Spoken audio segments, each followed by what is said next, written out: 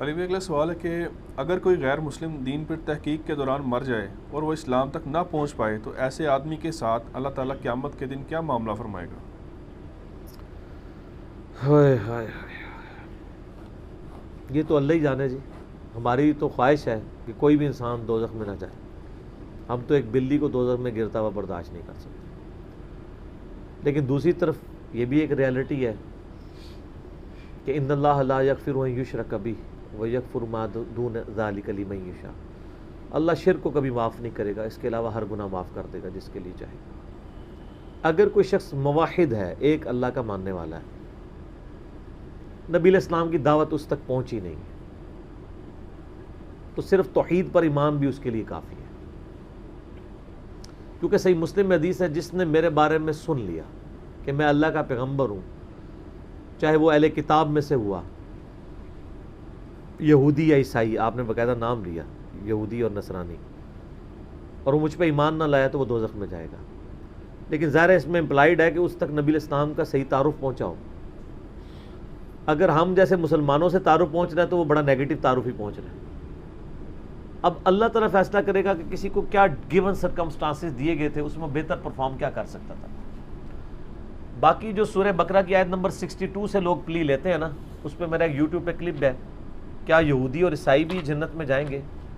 بعض جو لوگ ہیں وہ اس کو دوسری طرف لے جاتے ہیں، وہ بھی بات بالکل غلط کرتے ہیں، لیکن اس میں ایک پورشن جو ہے وہ واقعی ایک امپورٹنٹ ہے، وہ پھینکنے والا نہیں ہے کہ اس کو اس طرح چیپلی اگنور کر دیا جائے۔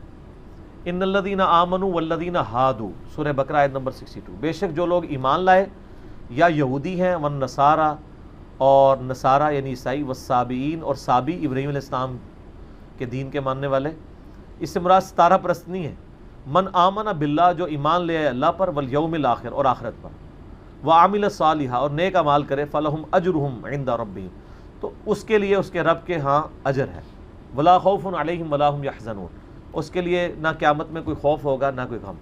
اس میں ایمان برسالت کا ذکر نہیں، لیکن ایمان برسالت کا ذکر سورہ بقرہ کے شروع میں ہو چکا ہے، کیونکہ یہودیوں سے خطاب ہے کہ تم سب سے پہلے اس نبی کے منکر بن رہے ہو۔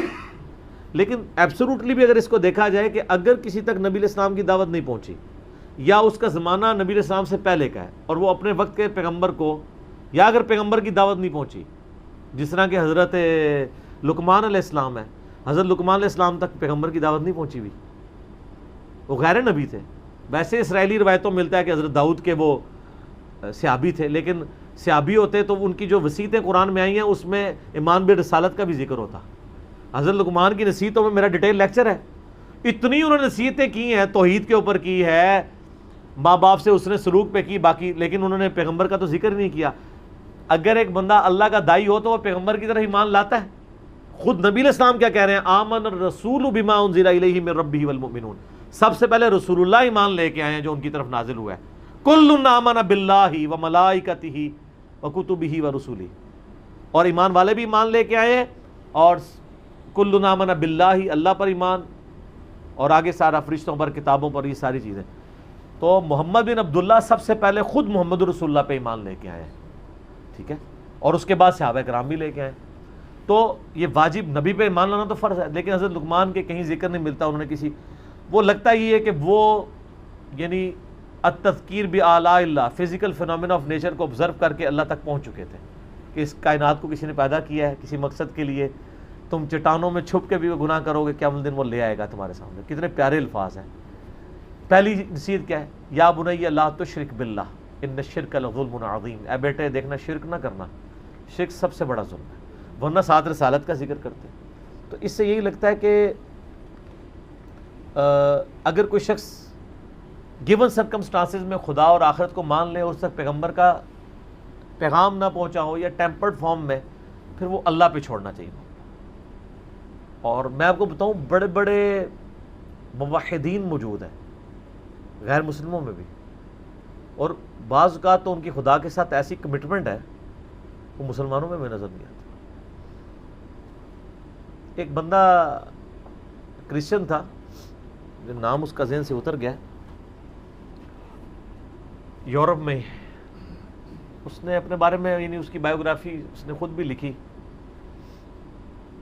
بڑی زبردست بات اس نے لکھی، میں نے اس کی وہ پڑھی ہے، یقین کریں بندے کے آنسو نہیں رکتے، ہے کرسچن. وہ کہتا ہے کہ میری عمر 70+ ہو چکی ہے اور مجھے ڈاکٹروں نے بلڈ کینسر ڈائگنوز کر دیا اور میں اس دن سے خوش ہوں. کہتے ہیں میں نے یہ بھی دیکھا ہے میرے ساتھ کتنے میرے لوگ ایک ایک کر کے فوت ہو گئے، اور میرے دوستوں کو جب کبھی کوئی بیماری کا پتہ چلتا تھا کہ تمہاری زندگی کے اتنے دن رہ گئے ہیں، تو وہ لگتا تھا اس اتنے دنوں سے پہلے ہی مر جائے گا غم سے، کیونکہ اس نے دنیا کی زندگی کو سب کچھ سمجھا ہوا تھا. کہتا ہے جس دن سے مجھے پتہ چلا ہے نا، تو میں تو بےتاب ہوں مرنے کے لیے. کہتا ہے اس لیے کہ میری عمر اس وقت 5 سال تھی.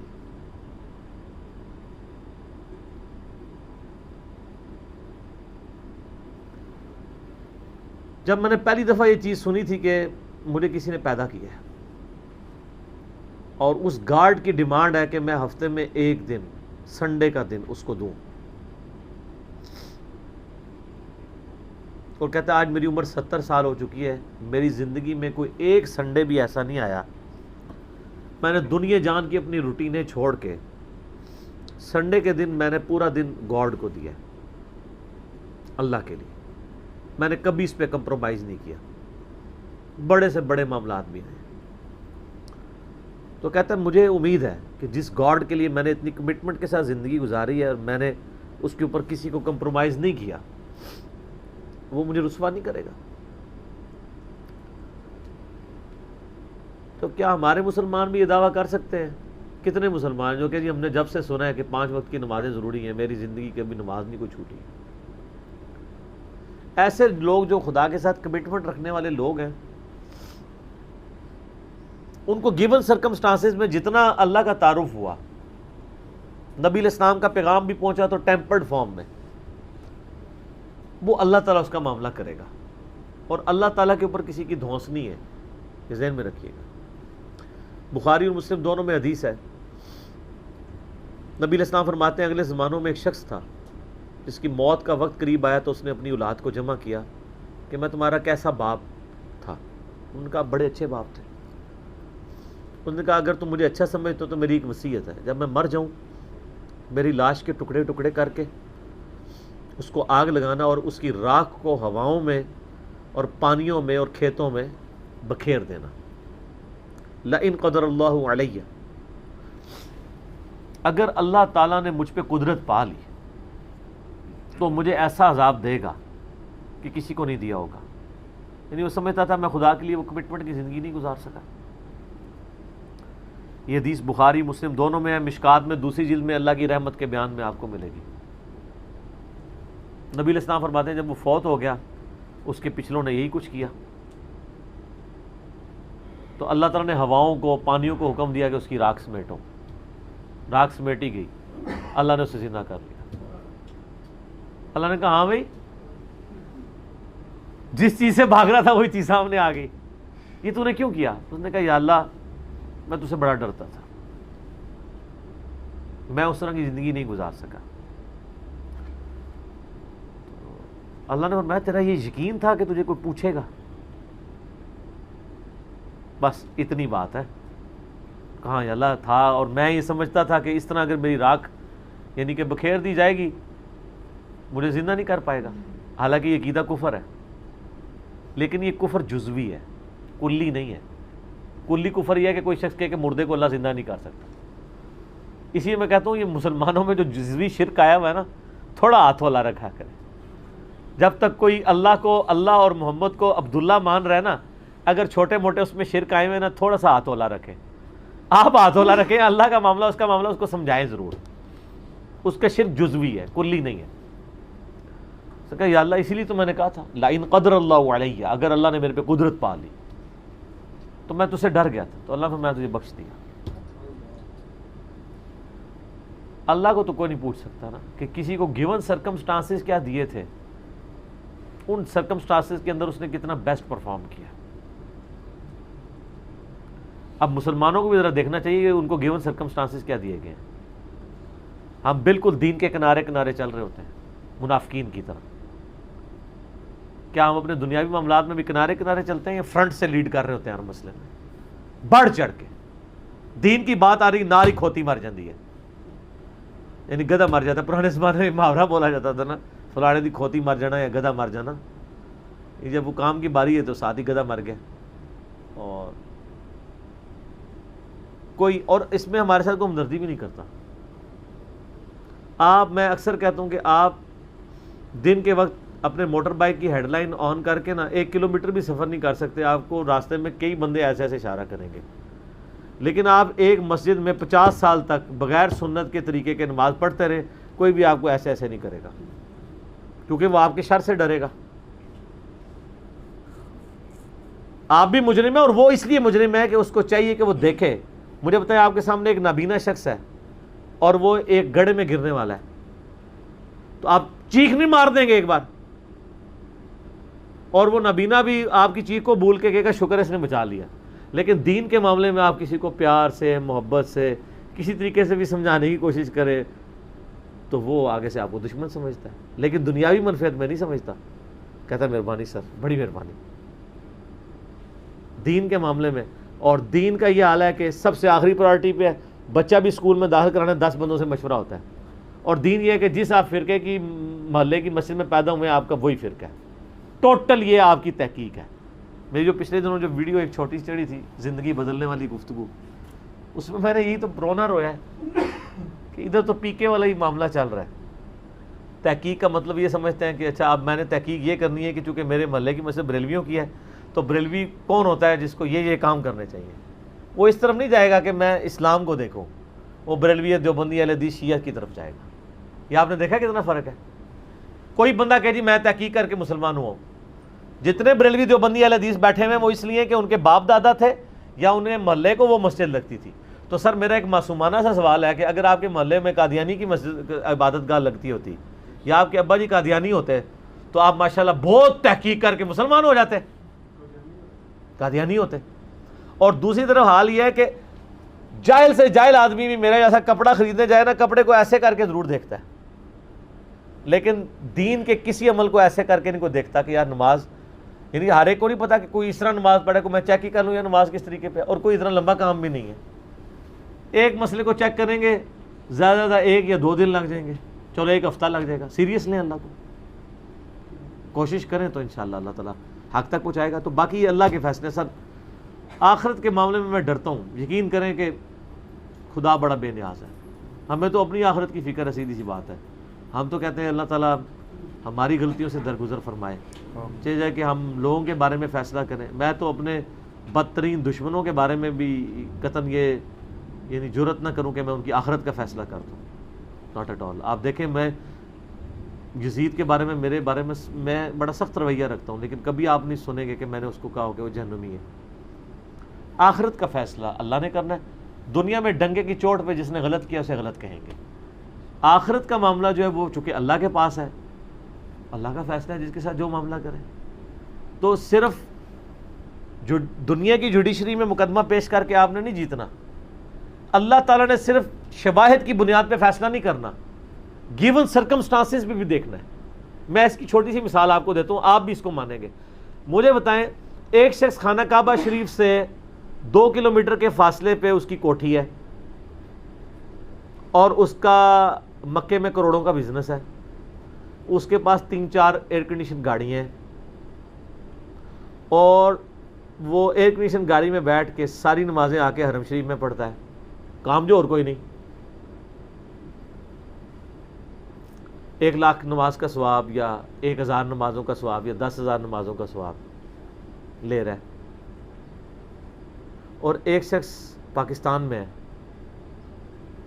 اور اس کا حال یہ ہے کہ وہ جون جولائی کی تپتی دوپہر میں روڈ کے اوپر لک ڈالنے کی اس کی ذمہ داری ہے، اور اسی سے جو تھوڑی سی مزدوری اسے ملنی ہے اس نے جا کے بال بچوں کا رزق خریدنا ہے. ظہر کی نماز کا ٹائم ہوتا ہے، مسجد وہاں سے دور ہے، اس کے پاس سواری بھی نہیں ہے، پیدل جا نہیں سکتا کیونکہ پیچھے سے نوکری سے نکال دیا جائے گا. وہ اپنا وہ گندا سا پرنا وہی زمین پہ ڈالتا ہے قبلہ رخ، اور قریب کسی ٹوٹی سے، کسی پانی کے نل سے یا کسی چشمے سے، اگر اسلام آباد میں میں نے دیکھا ہے لوگوں کو ایسے، خصوصاً پٹھانوں کو، گرین بیلٹ میں نماز پڑھ رہے ہوتے ہیں.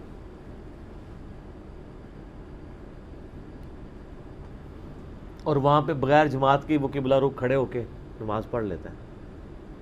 آپ یہ کہیں گے کہ اس کو 1,00,000 ضرب 27 جماعتیں 27 لاکھ نمازوں کا ثواب مل رہا ہے اور اس بیچارے کو ایک نماز کا ثواب مل رہا ہے. میتھمیٹیکلی تو آپ کی ایکویشن ٹھیک ہے, لیکن اللہ نے تو گیون سرکمسٹانسز بھی دیکھنے ہیں.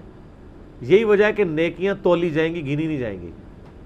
گننے میں آئے تو سعودیہ والا پار, اور تولنے پہ آئے تو اس کی ایک نماز اس کی 27 لاکھ نمازوں پہ باری ہو جائے گی. جی سر, 1 روپے کے 1000 نوٹ پڑے ہوئے ہوں اور دوسری طرف 5000 کا ایک نوٹ پڑا ہوا ہو, تو ورتھ کس کی زیادہ ہے؟ ایک نوٹ کی. یہ 1000 اس کا مقابلہ نہیں کر رہے. کیوں؟ اس کی ورتھ زیادہ ہے. اللہ نے سرکمسٹانسز میں دیکھنا ہے. ایک ملٹی نیشنل میں جاب کرنے والا بندہ ایئر کنڈیشن کمرے سے اٹھ کے اٹیچ باتھ روم میں وضو کر کے بالکل قریبی ایک ایئر کنڈیشن مسجد میں جا کے نماز جماعت سے نہ پڑھے اور اپنے دفتر میں مصلی ڈال کے 2 منٹ میں فارغ ہو جائے, اس کی جماعت معاف ہو جائے گی؟ اس کی تو معاف ہو سکتی ہے جو روڈ کے کنارے یہ کر رہے ہیں, کیونکہ اس بیچارے کے گیون سرکمسٹانسز کیا. تو اس لیے سر آخرت کے فیصلے نہ کیا کریں, ڈر جائیں. جتنا آپ کو اللہ کا خوف ہوگا نا, آپ آخرت کے بارے میں ڈریں گے. حقیقت بات ہے. اور پازیٹیو رہیں. میری وائف کا میرے ساتھ جھگڑا ہی رہتا ہے. میں بہت نیگیٹو چیزیں بھی لوگوں کی آبزرو کر کے نا, جب مجھے بالکل نظر آ رہا ہوتا ہے شواہد کی بنیاد کے اوپر بھی, میں درگزر کر دیتا ہوں. تو وہ آج بھی مجھے صبح کہہ رہی تھی کہ ایسے کیوں ہوتا ہے. میں نے کہا غصہ مجھے تم سے زیادہ آتا ہے, میری طبیعت زیادہ تیز ہے. کیا اتنی تیز تو نہیں ہوگی جتنی وائف کی, وہ زیادہ ہی تیز ہے, لیکن میری طبیعت بھی بہت تیز ہے. لیکن میں جب یہ سوچتا ہوں کہ یار اس کو جو اللہ نے حالات و واقعات دیے تھے, اگر مجھے دیے ہوتے شاید میں اس سے بھی برا آدمی ہوتا. تو ہو سکتا ہے یار اس کو حالات ہی ایسے ملے ہوں. ساس بھی کبھی بہو تھی. ایک بہو اپنی ساس کے بارے میں اس وقت بات کر سکتی ہے جب وہ ساس بن کے اچھا پرفارم کرے اور پھر اپنی بایوگرافی لکھے کہ ہاں جی میری ساس تو یہ تھی اور میں یہ آئیڈیل ساس ثابت ہوئی ہوں. اللہ کے فضل سے میں نے تو آج تک کوئی ایسی ساس نہیں دنیا میں دیکھی. وہ جب بہو ہوتی ہے نا, وہ اسی وقت ہی وہ آئیڈیل ساس کی کوالٹیز بتا رہی ہوتی ہے. جب اس پہ وہ حالات و واقعات آتے ہیں تو وہ اس سے بھی ورس پرفارم کر رہی ہو. اور یہ دیکھا ہے, اسی کو کہا جاتا ہے نا خدا گنجے کو ناخن نہ دے. تو شکر کریں کہ آپ گنجے اور آپ کو ناخن نہیں ملے ہوئے. اگر آپ کو ناخن ملے ہوتے تو آپ زیادہ اپنا نقصان کر لیتے. اس لیے پازیٹیو رکھیں, پازیٹیو ایٹیچیوڈ رکھیں. اس کا فائدہ یہ ہوگا کہ آپ کڑ کڑ کے مریں گے نہیں, آپ اچھی زندگی گزاریں گے اور آپ کے بارے میں کسی کے بارے میں آپ کے دل میں میل نہیں آئے گا. میرا ادھر جتنا ویڈیوز میں غصہ ہوتا ہے نا, وہ اس لیے نہیں ہوتا کہ میں کسی سے نفرت کر رہا ہوتا ہوں. میں کہہ رہا ہوتا ہوں اس کی وجہ سے اتنے ہزاروں لوگوں کا بیڑا غرق ہو رہا ہے, تو میں وہ پورے پیشن سے بیان کرتا ہوں. ورنہ جو لوگ جن کے خلاف میں نے کلپ چڑھائے ہیں وہ بھی میرے سامنے آ جائیں, میں ان کے بھی ہاتھ چوم لیتا ہوں. تو منافقت نہیں کر رہا ہوتا ہوں. علمی اختلاف اپنی جگہ ہے اور کسی کی ہیومن ڈگنیٹی میں رسپیکٹ اپنی جگہ ہے. پازیٹیو رہیں, بعض کا اثر کر جاتی ہے. دیکھیں نا اثرات آپ کو نظر آ رہے ہیں نا, تبدیلی آ نہیں گئی, آ جاتی ہے تبدیلی. ٹھنڈا کر کے کھایا کریں. ٹھیک ہوگا جی.